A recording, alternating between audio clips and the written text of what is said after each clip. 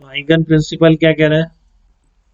Various points of N arbitrary surface when reached by the wave front become secondary sources of light emitting secondary wavelets.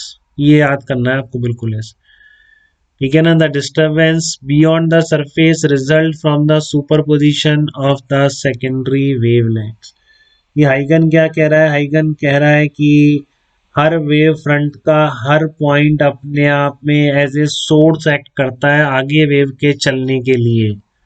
इसी को हम Huygens principal कहते हैं। इसी principal से अभी मैं रिफ्लेक्शन रिफ्रैक्शन दोनों के फार्मूले निकाल के बता दूंगा, ठीक है ना। इसी बेसिस पर जो इसने बोला है, ध्यान से सुनिए फिर से।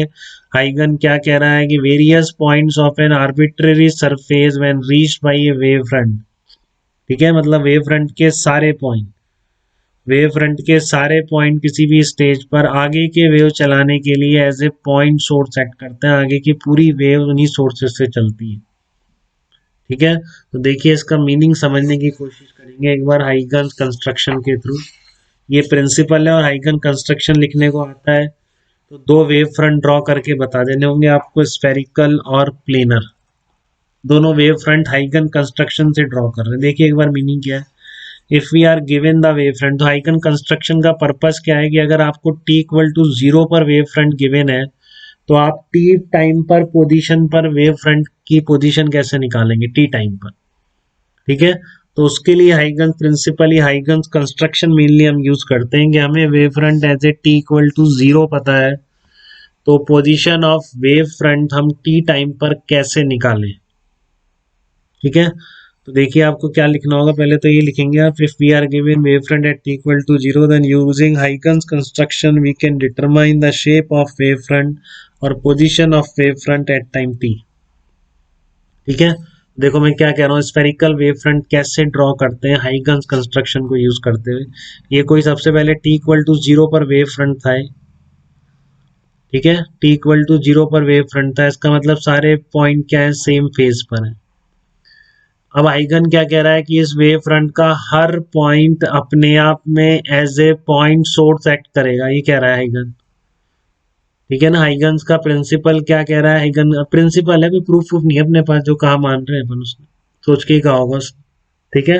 क्या कहा हाइगन ने कि हर पॉइंट इस वेव्स, जो आपका वेव फ्रंट है इसका हर पॉइंट, वेव फ्रंट मतलब वही पूरा लोका जिसके सारे पॉइंट सेम पोटेंशियल पर है, तो इसका हर पॉइंट अपने आप में आगे वेव पूरी इसी की ऐसे चलेगी जैसे यहाँ पे पॉइंट सोर्सेज लगे हुए, तो यही लिखते हैं। देखो ये 3 पॉइंट लिखने हैं आपको बिल्कुल ऐसे ही, जैसे स्फेरिकल ड्रॉ करें, जैसे आप प्लेनर वेव फ्रंट ड्रॉ करें, ठीक है। और आपको डिफ्रैक्शन का मीनिंग भी इसके थ्रू समझ में आएगा अगर आप इसको समझ रहे हैं, ठीक है। नहीं लिखना तो सबको आना ही चाहिए कैसे लिखना है बोर्ड। अभी हम डिफ्रैक्शन पढ़ने वाले हैं, बेंडिंग ऑफ लाइट, वो इससे थोड़ा सा समझ में आता है, क्लियर होता है कि ऐसा डिफ्रैक्शन क्यों हो रहा है। थोड़ा ही आता है, पूरा नहीं आता है ये सब चीज़ें समझ में, इसलिए इसको हटा भी रखा है ये एडवांस डिफ्रैक्शन पोलराइजेशन को, कि आप जब तक लैब में नहीं जाओगे और वहाँ अपने हाथ से सामने नहीं देखोगे आपको वो फीलिंग नहीं आ सकती, ठीक है ना। तो इसलिए इन सबको हटा रखा है अभी। Let I1 I2 represent position of spherical wavefront at t equal to 0. Now according to Huygens principle, each point of wavefront is source of secondary disturbance and wavelets कुछ नहीं हो, वेव फ्रंट को ही वेवलेट कह रहा हूँ एक तरह से। देखो जैसे कि मान लो आपने सोर्स मान लिया, ठीक है, तो ये मैं यहाँ पर क्या करूंगा, पॉइंट सोर्स है तो हर तरफ वेव चलेगी, तो टी टाइम पर के कहाँ पर वेव फ्रंट है इसकी पोजीशन के लिए यहाँ पर क्या करेंगे, कंपास रख के आर्क खींच दिए v इंटू टी रेडियस के, ठीक है ना। अगर t इक्वल टू टाउ है तो v इंटू टाउ रेडियस के आपने सारे पॉइंट सोर्सेस से आर्क ड्रॉ कर लिए, ठीक है। तो यही लिखेंगे, now according to Huygens principle each point of wave front is source of secondary disturbance and wavelets emitting from these points is spread out in all direction with speed of wave। ये point source से तो हर direction में wave चलती है, वैसे इन point से भी चलेगी, ठीक है। अब अगर आपको फाइंड आउट करनी है shape of wave front at t equal to tau spheres of radius v into tau, general process है बेटा कि आप उस वेव फ्रंट के सारे पॉइंट से आर्क ड्रॉ कर दीजिए v इंटू टाउ रेडियस के, वही करा है देखो। For finding out shape of wavefront at t equal to tau, spheres of radii v into tau are drawn from each point of spherical wavefront where v is the speed of the light. ठीक है, तो आपने ये arc draw कर दिए v into tau radius के इन सारे point से. ठीक है, फिर आप क्या बोलेंगे, now common tangential plane f1 f2 to these spheres will represent the position of wavefront at time t equal to tau. तो अब क्या करोगे, इन सारे आर्क का कॉमन टेंजेंशियल प्लेन, ठीक है, सारे आर्क का common tangential plane f1 f2 will be the position of new wave front. मैं हमेशा ऐसे ही ड्रॉ कर रहा हूँ बेटा, अभी एक प्रूफ कराने वाला हूँ उसमें भी मैं ऐसे ही वेव फ्रंट बनाऊंगा. अगर आप समझ पाए तो प्रोसेस समझिए एक बार दोबारा से. क्या इन 3 पॉइंट्स में क्या करना है, सबसे पहले आपको बता देना है कि I1 I2 is the initial position of wave front at t equal to 0. ठीक है, now according to Huygens principle every point of this wave front will act as a point source. ठीक है, as a independent point source. तो इसलिए हम क्या करेंगे, hence from every point we draw the small arc of radii v into tau. v into tau के arc draw कर लिए सारे.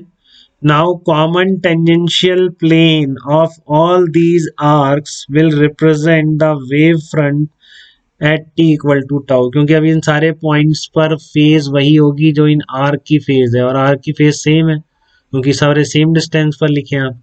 ठीक है, तो इसलिए आप बोलेंगे this will be the f1 f2 will be the new position of wave front at t equal to tau. ये थी बात आपके स्फेरिकल वेव फ्रंट की.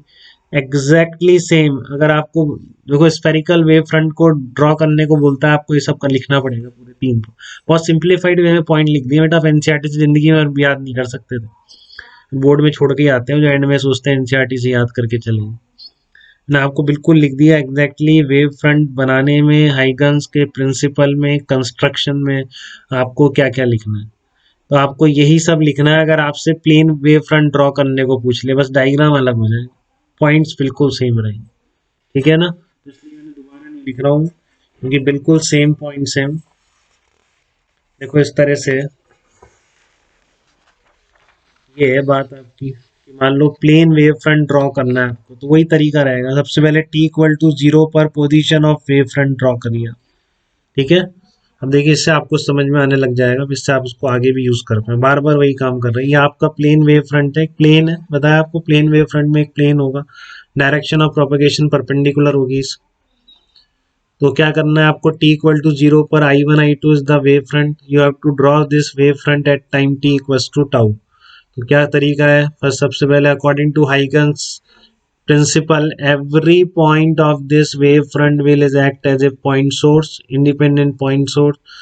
So we draw the small arc of radii v into tau from every such point source lying on the wavefront I1 I2.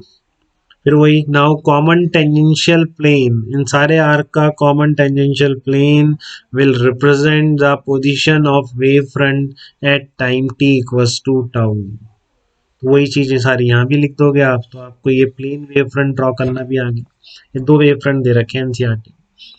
Spherical wave front कैसे draw करते हैं using हाइगन construction, और आप इसमें planar wave front आप कैसे draw करेंगे again using Huygens principle and Huygens construction. ठीक है, अभी एक्चुअल में वेव फ्रंट बनता है नहीं बनता हमें कुछ नहीं पता, बट हाइगन बोलता है ऐसा कि बनता है ऐसे ही वेव फ्रंट.